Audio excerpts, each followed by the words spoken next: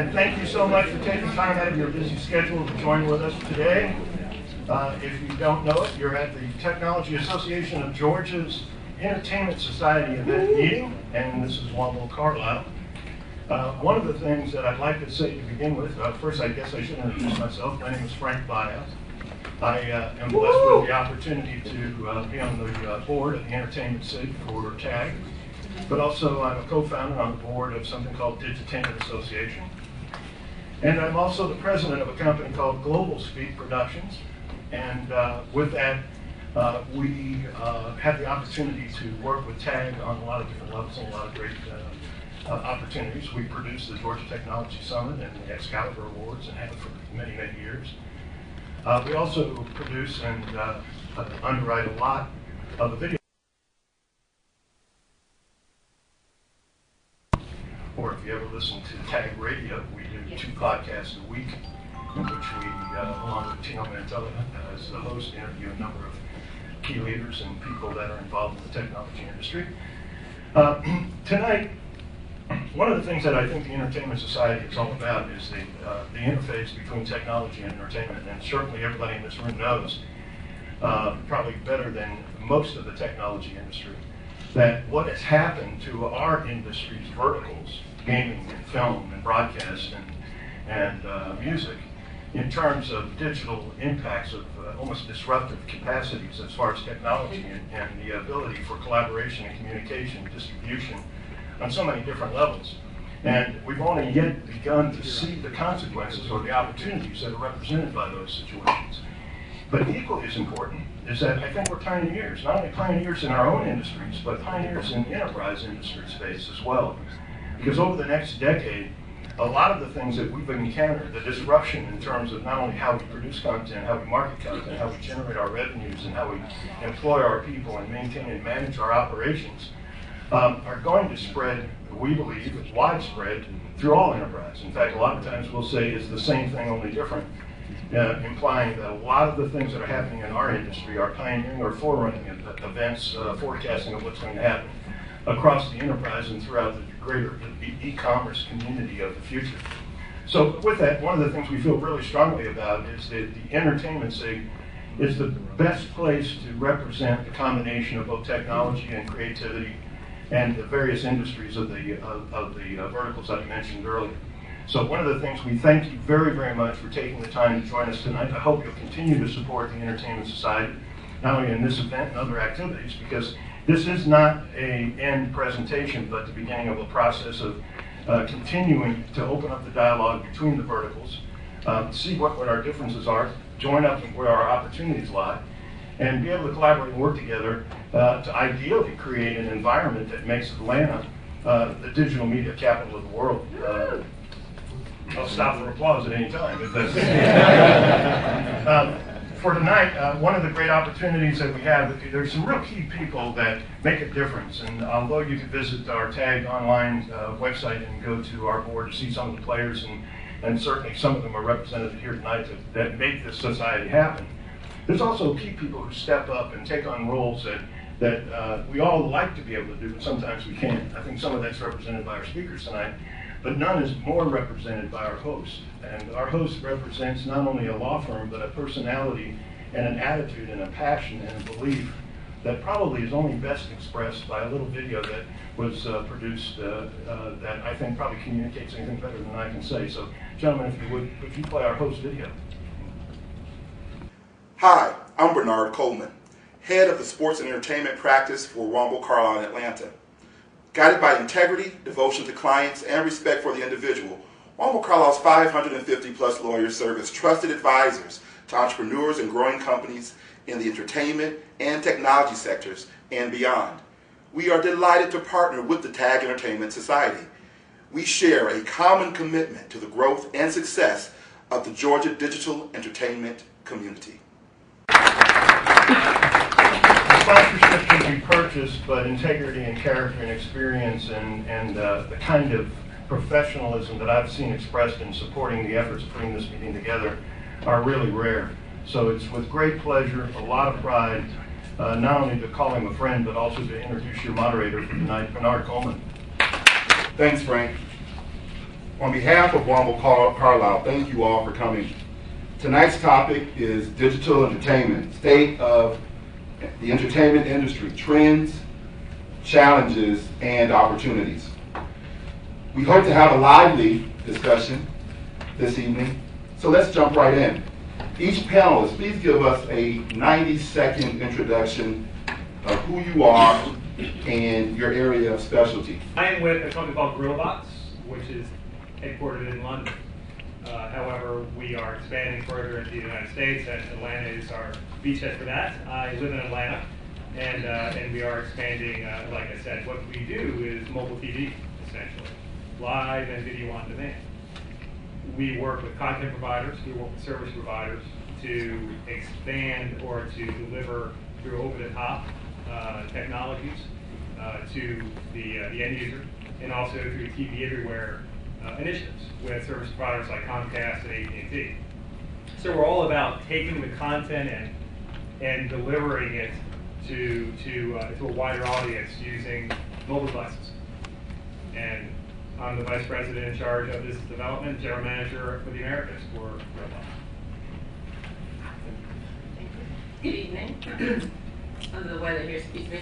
My name is Dora Dindurant. I am the producer and director of sponsorship for the Peachtree Village International Film Festival here in Atlanta, Georgia. This is our 6th annual festival in the city, coming up on August 18th through the 21st. We represent about 1,000 filmmakers internationally and about 30,000 cinema professionals.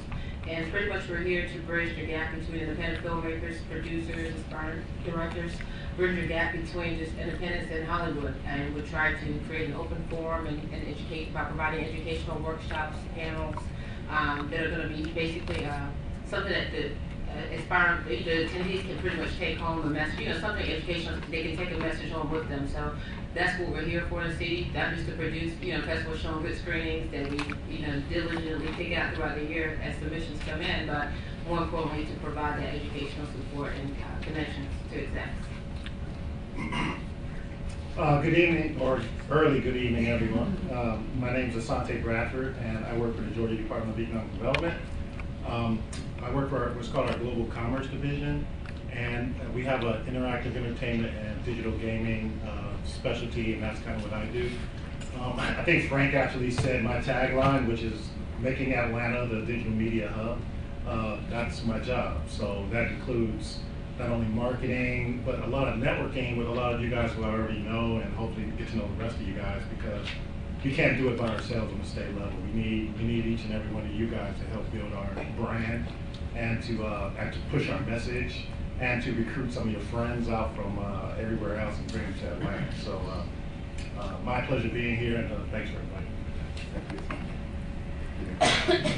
Hey everybody, my name is Denise Ellsbury. I have a company called Trio Media Group. We've been in business for almost 7 years now, and what we do currently, which I will talk a little bit about in a case study, is we merge interactive with film, and we also do a lot of work in the traditional business realm.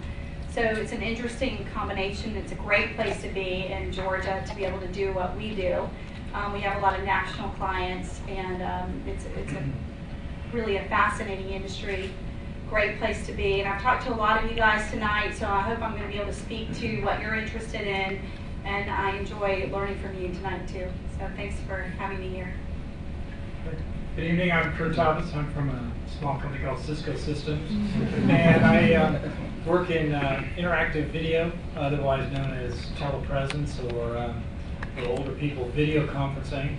But I have different accounts of how do we apply interactive two-way video to service providers, whether that's telcos or it's media companies, like CNN or NBC, or entertainment companies like Disney, or cable companies, and also sports leagues. How do we take that video technology and help them drive new services to deliver new applications for interactive video, and how do you really make video a experience that is as good as being there. And that's a tagline you've probably all heard for the last 15 years. But not just webcam, but actually really when you step up to real HD quality video, interactive, what can you do with that technology and how can you drive new applications in different industries? And I've worked on different marketing things where we've worked with dance studios and entertainers and other ways of how do you deliver content, deliver interactive experiences over high quality two-way video communications. My name is Daddy-O, and I'm here to steal all Cisco's secrets.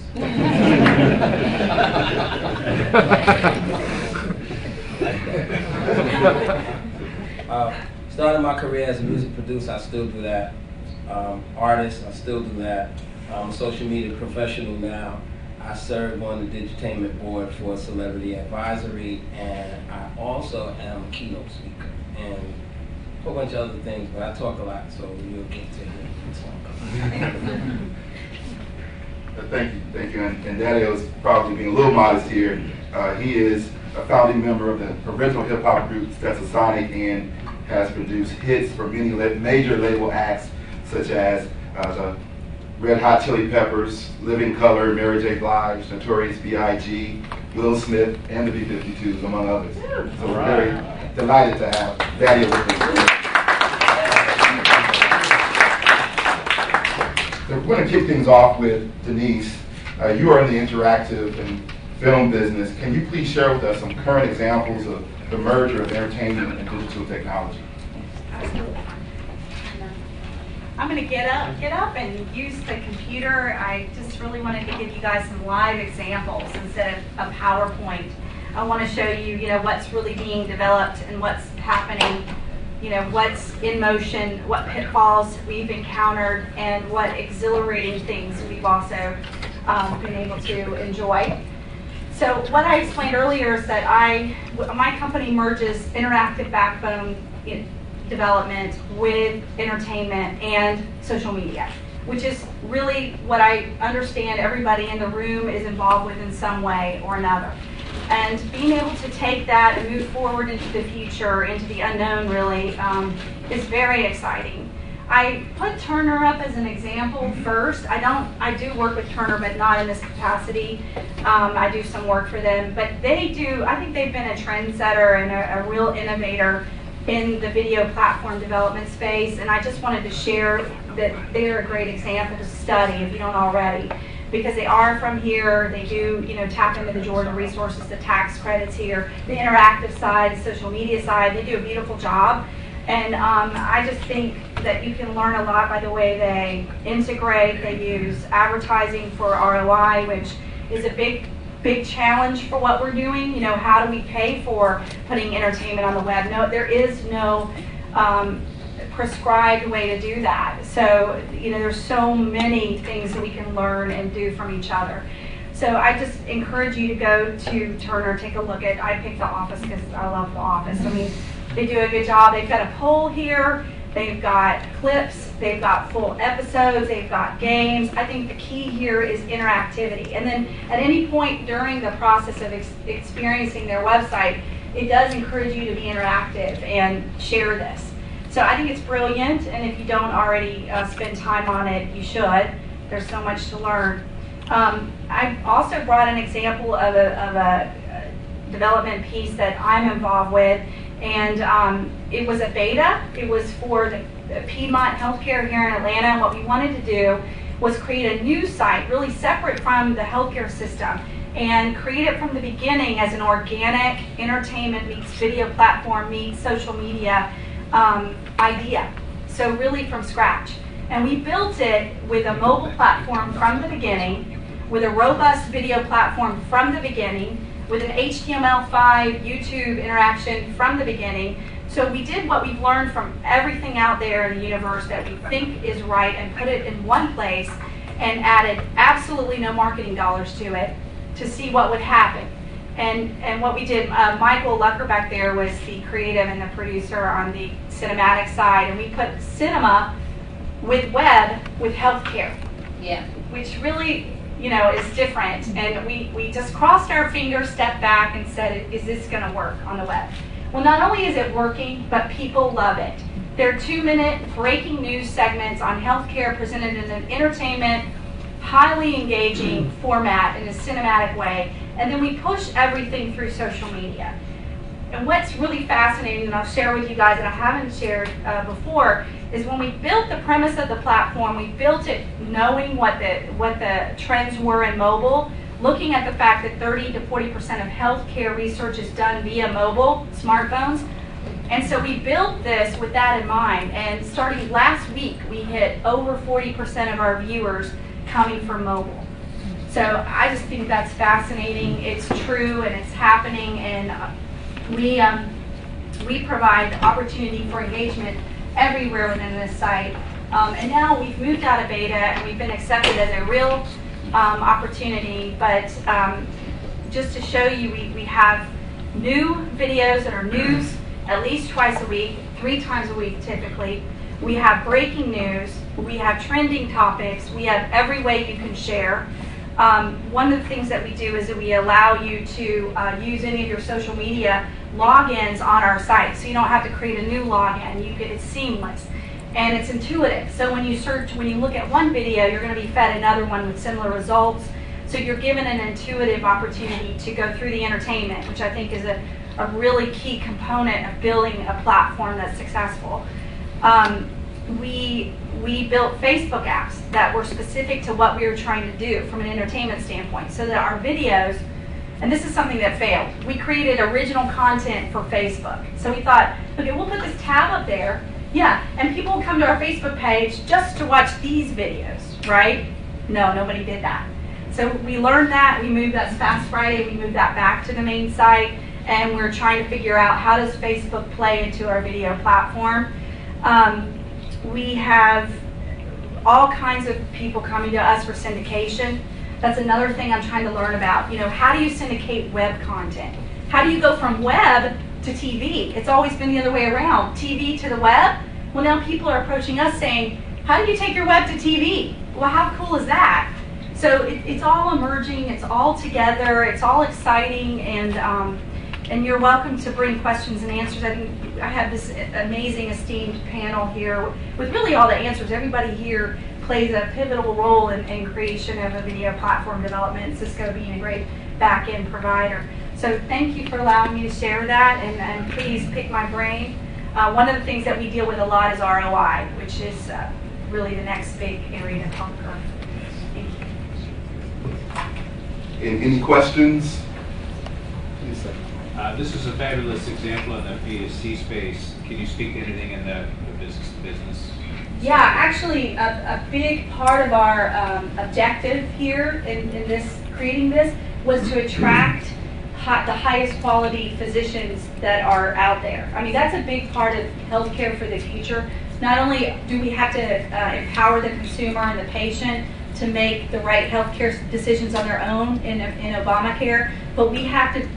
Physicians have to become a social media expert, a marketer, a provider of services from a scalable standpoint. So that particular site is a B2B environment as well. That's a lot of what we do. Yes? I'm a business professor, so I don't think you'll ever conquer ROI, but that's going to be our driver. But you certainly have conquered that space, and you're not going to convince a physician who's gone to medical school in Emory for 9 years to become a social media expert, so you're the expert. Right. But I think your Facebook strategy has to be more linking your users, because I'm amazed at your stats. 30% healthcare research? Yes. People are logging on. How long was that added? How long were they on the site? How long did you track that? We've been tracking. We launched in March. We've been tracking it since then. We launched with that understanding that 30 to 40% of consumers search for healthcare on their smartphone. So we were hoping that video platform environment, if it's robust enough, would also provide the same level of visitor level and engagement. And this past week we hit 44% of our visitors coming from mobile. And what What's your time frame that your visitors are staying on the stage? Yeah, they're staying above industry standards, which we're thrilled about. I'm doing healthcare in a similar way, and I've got 2 sites up and 3 sites launching this month. We're getting 6 minutes average, and that's huge. It's huge. I mean, I think the patients, consumers know they have to educate themselves. This is a fun way to be educated, and you know, so it's successful. It's a successful I'm way. doing business to business and business to consumer, and one of the sites is a total crossover doing both, and it's mind-numbing. Yeah. And And it crosses over to other industries and other verticals. You know, people like video. Yeah. And the interaction as well that you guys have incorporated into it, I think also sustains it. Interaction. Well, celebrity walk-on is helpful, because we've got celebrity walk-on a lot, and that's helpful. Do you use search frequency and trending to actually produce content, choose what content to produce? That's a great question. And you know, we've been using different methodologies to do that. You know, do we look at trending for social media, or do we look at trending in terms of SEO? And a lot of what we do is built on SEO strategies and recognizing that news drives your SEO faster than anything else and longer. So we've played with both, and that's what's been exciting. And I would say we've had an interesting combination. Like we did a story about The Hangover, the movie, about what really happens medically when you have a hangover. What should you do? What shouldn't you do? It was one of our top stories, you know, since we launched. So you know, so that's definitely a social media factor there, trending topic. Versus, is that going to be one of the top search things medically? No. So we're really learning. It's a good question. Tie up the house episodes. Frank. Dario, could we, and also Asante, maybe take it a little bit further and say in your verticals, how do you see this as playing out in terms of distribution platforms and similar types of approaches to commercialize or create a revenue model for some of the things that you're doing? Well, I think, and Asante's smarter than me, so I'm going to talk first. I think, and I'm also going to steal the secrets. I think the concept of being interactive is huge in entertainment in general. I think that people talk about the music business, and then they always look and point at file sharing as the demise of it. You know, people began to steal music, and then everything went away. And I say, I take a page from Zappos and say there was no customer service. Because when was the time that you ever bought a CD that somebody says, thanks for buying my CD? I don't care if it was Barry at Motown or Puffy at Bad Boy or Andre at Uptown. Nobody's ever given you a letter to say, hey man, thanks for buying the CD. We love you being a customer. They turn to us as artists and say, man, you do that when you say thank you, good night at the show. But record companies never cared about people. And so the concept of being non-interactive is what killed the music business. You know, forget this junk about file sharing. The music is crap. So I can go on and on, but it's not that. It's the fact that it was almost non-interactive.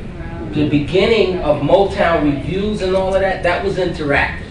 Right? That was you meeting people, that was you waiting backstage almost like you do on a Broadway play, waiting for, autographs and those particular things. And then video, they say video killed the rock star, it could be true. Video comes in and then stars are no longer touching people.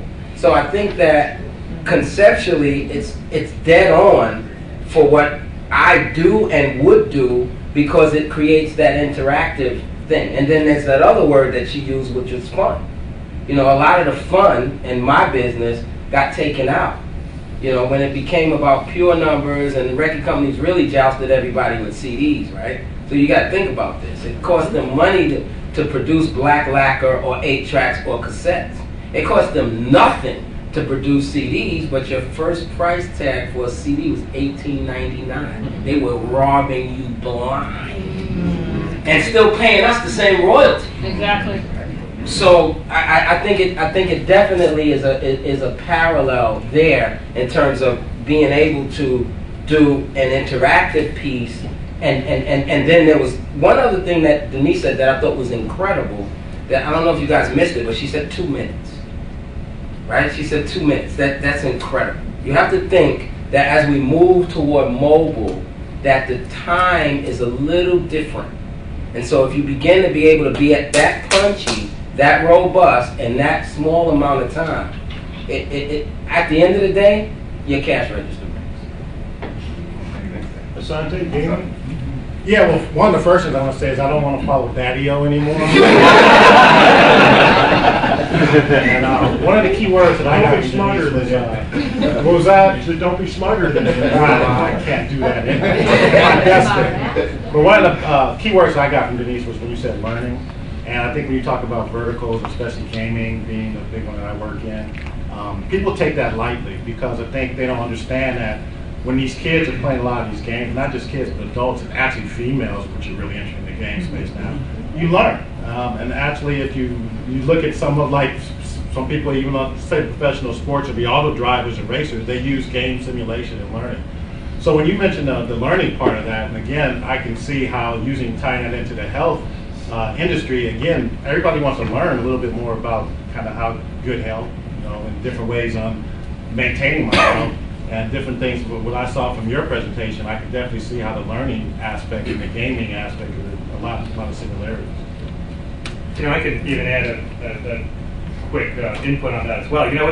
It's not just about listening to the music anymore. It's about experiencing it, like you both have mentioned. My kids take my iPhone and they want to watch the video and listen to the music.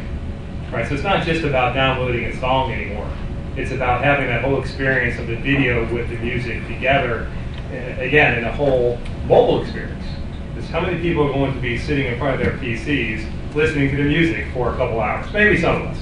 However, the mobile experience, I think, is dead on, is that the interactivity that mobility brings and the rich media that comes with it because of the increase in the technologies that we have from streaming across the compression technologies, the encoding technologies, the streaming technologies enables that. And then you have a whole loop from a social perspective. Hey, you like this song? Yeah.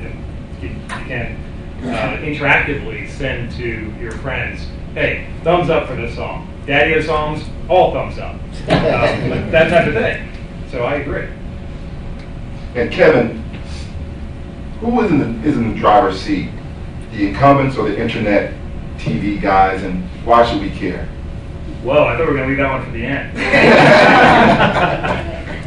Well, it depends. So who are the players? The content providers, they're the service providers. When I say service providers, I mean that's really from a video, from a TV perspective, really from an entertainment perspective, because really it's converging. Not just audio, not just video, it's converging, as I mentioned. So really you have content creators and you have companies that deliver this content, right? So again, you have, say Turner here locally, you have AT&T here locally, you have Comcast, etc. So who is in the driver's seat? Well, technology can enable so much, but it really comes down to the monetization of it, right? Content providers own the content; they sell the rights to the AT&T's, Comcast, etc. to distribute, even Netflix to distribute the content.